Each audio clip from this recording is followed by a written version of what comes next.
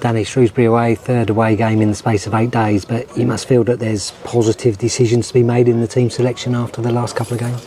Yeah, I think we are looking forward to the game first and foremost. Our third away game this week, which of course is a challenge at this time of the season, but it's good that we enjoy each other's company, because we've certainly spent a lot of time together this week. So I actually think it's a good thing. We always try to see the positive in every challenge, and when you are a relatively new group, the more time you can spend together, the quicker you can build a relationship. So this is good.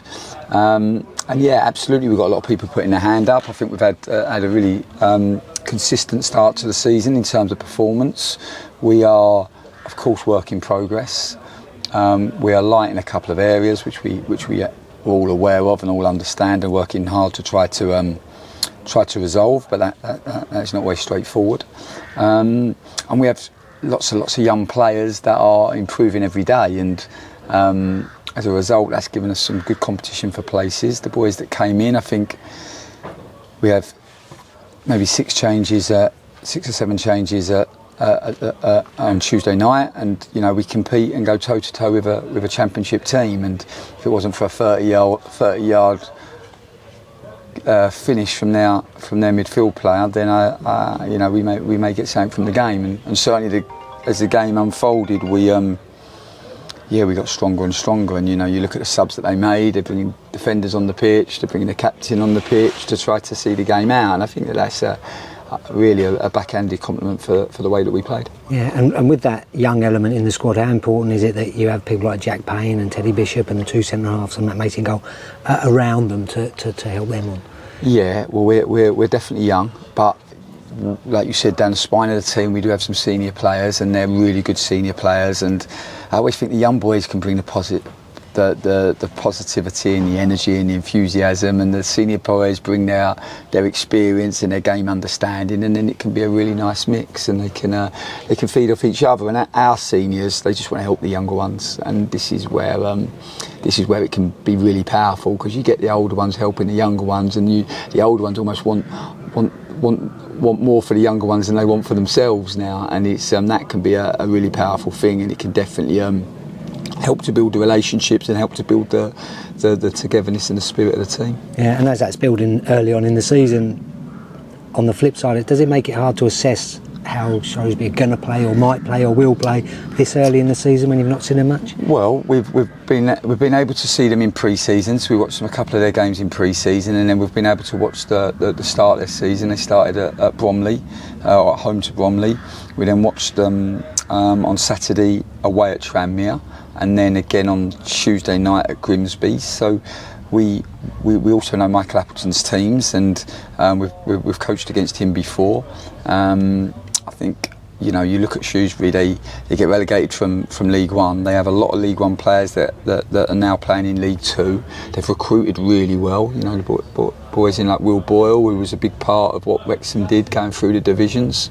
Also Tom Anderson, who was a mainstay in the Doncaster Rovers team that got promoted last year. So they have John Marquis, Anthony Scully, boys that we've worked with before that are really good players at the level. So we know that they've got good players. We know that they have a good coach, and he has real clarity over how he wants to play. For us, it's a game that we look forward to.